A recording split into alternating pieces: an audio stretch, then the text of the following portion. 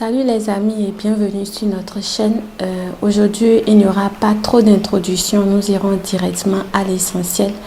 Donc, nous allons partager avec vous une opportunité d'étudier en Australie et de travailler sans payer des frais de scolarité ou payer partiellement des frais de scolarité. Donc, il s'agit des bourses internationales de premier cycle de Melbourne. Donc là, nous sommes à l'université de Melbourne.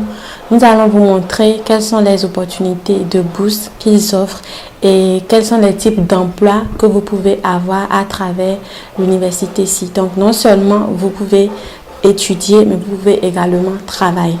Donc là, c'est la bourse internationale de premier cycle de Melbourne. Donc vous avez les types de demandes, types de prestations, les exigences de citoyenneté, quels sont les domaines d'études applicables et quelles sont les conditions générales, les avantages que vous avez.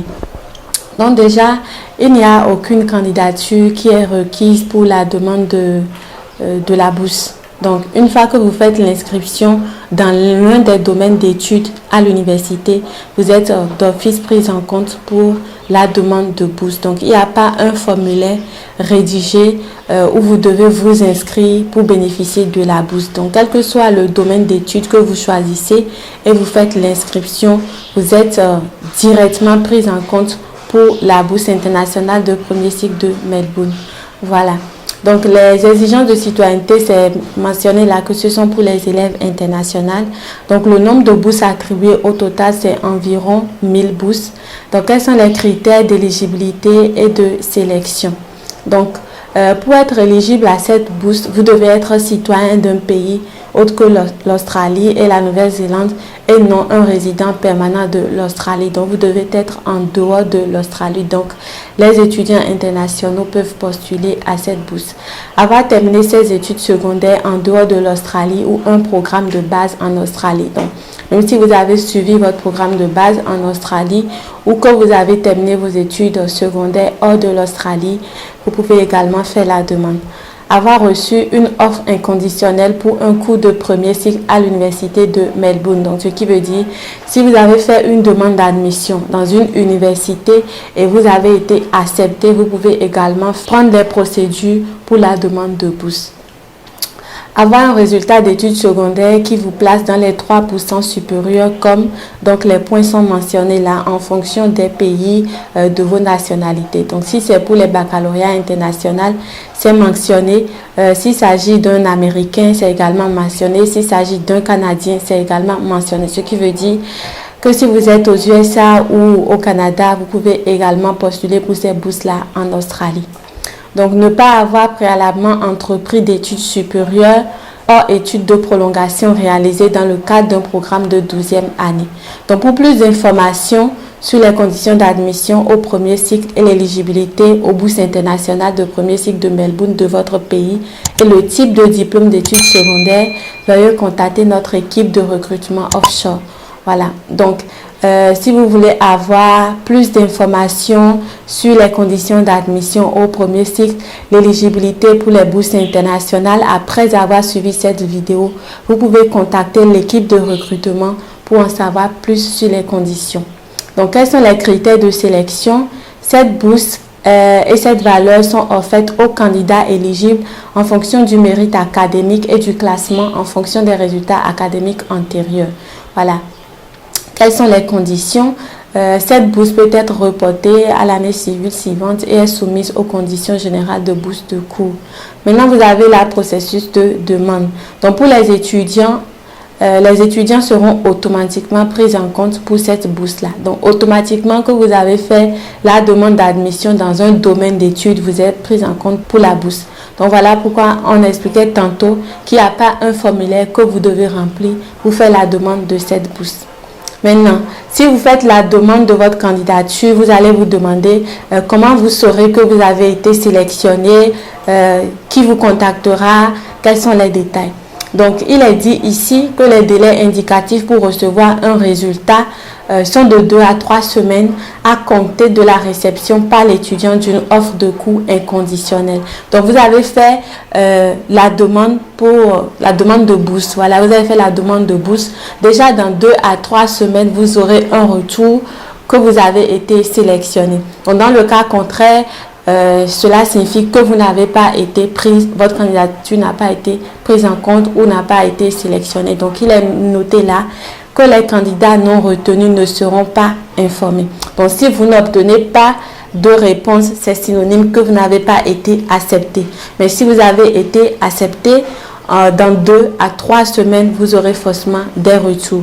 Alors, quels sont les bénéfices généraux de cette bourse? Cette bourse vous offre soit remise de 10 000 $, des frais de scolarité, la première année d'un diplôme de premier cycle. Donc, en première année, vous avez une remise de 10 000 $ des frais de scolarité. Donc, si vos scolarités sont peut-être 20 000 $, vous n'aurez plus à payer les 20 000 $, mais vous allez juste payer 10 000 $ parce que vous avez une remise de 10 000 $ des frais de scolarité. Vous pouvez bénéficier également de remises de frais de 50% pour la durée de 3 ans d'un diplôme de premier cycle ou remise de 100% des frais pour la durée de 3 ans d'un diplôme de premier cycle. Donc, si vous avez postulé pour un diplôme de premier cycle, vous pouvez bénéficier de 50% de réduction sur les 3 années d'études pour obtenir votre diplôme de premier cycle.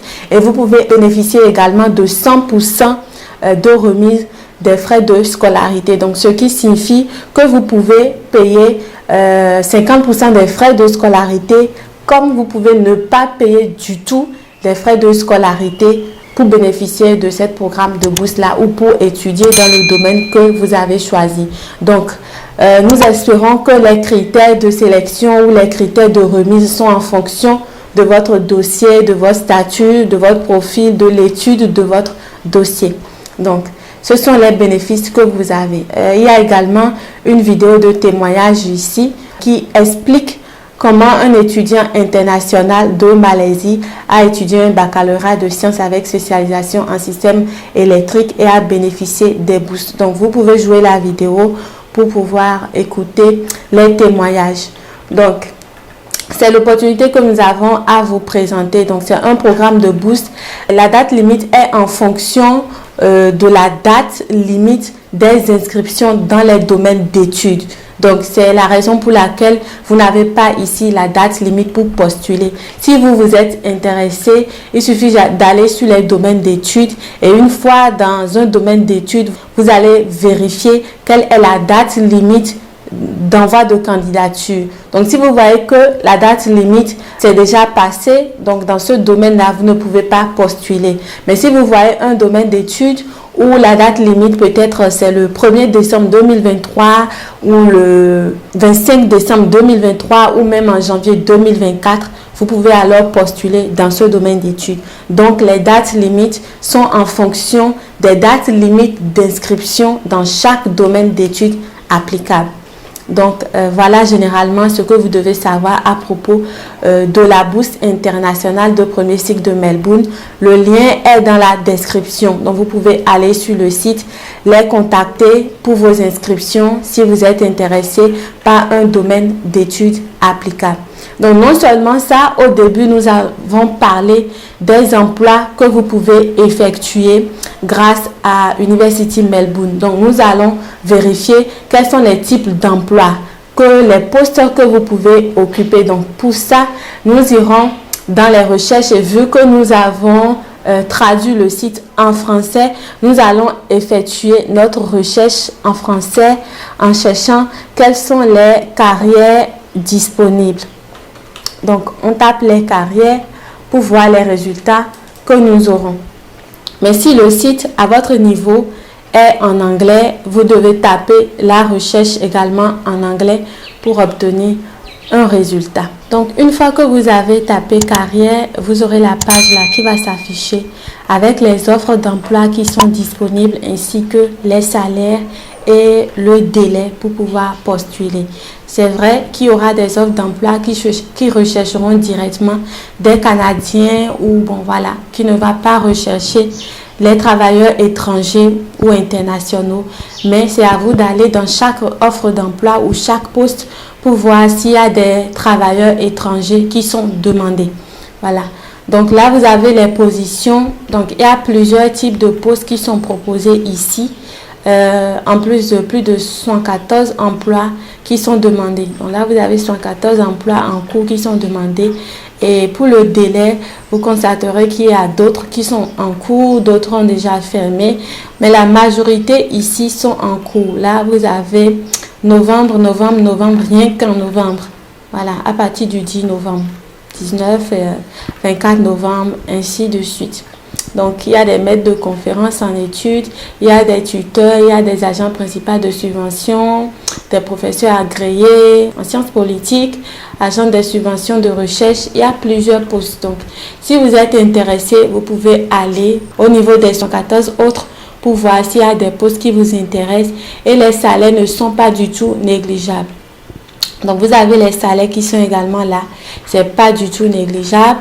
Il y a des postes au niveau académique, il y a également au niveau non académique. Donc, vous avez des détails qui sont ici. Donc, vous pouvez également cocher pour que les recherches puissent s'afficher en fonction de la recherche, en fonction de ce que vous avez coché. Voilà, comme poste. Donc, les deux liens seront dans la description. C'est vrai que c'est sur le même site, mais parfois, il y a des abonnés ou des personnes qui ont du mal à avoir accès directement au site ou bien, bon, sur le site principal, ils ne savent pas comment avoir accès aux données qu'on a partagées dans la vidéo. Donc, nous allons mettre les deux liens différemment dans la description pour vous permettre d'accéder à ces liens-là et d'effectuer vos explorations pour voir ce qui vous convient. Donc, c'est l'information que nous avons vue et nous avons jugé utile de partager avec vous. Donc, likez la vidéo pour nous encourager, et ceux qui ne se sont pas encore abonnés, merci de vous abonner pour ne pas manquer les contenus, de partager la vidéo pour faire bénéficier également d'autres personnes. Donc, c'est tout pour aujourd'hui. Ce n'est pas seulement le Canada, les États-Unis et d'autres pays qu'il faut cibler. Mais même si vous êtes en train de faire une procédure dans l'un de ces pays, vous pouvez également, parallèlement, voilà, prendre un autre pays en compte et commencer des procédures. Si ça marche d'un côté ou ça marche de l'autre côté, vous embrassez ce que vous avez eu. Et là, le reste reste à venir. Donc, c'est tout pour aujourd'hui. Merci pour votre attention. Et n'oubliez pas de vous abonner puis d'activer la cloche de notification pour être notifié chaque fois que nous allons publier des vidéos. Donc, prenez soin de vous. Bonne chance et à la prochaine.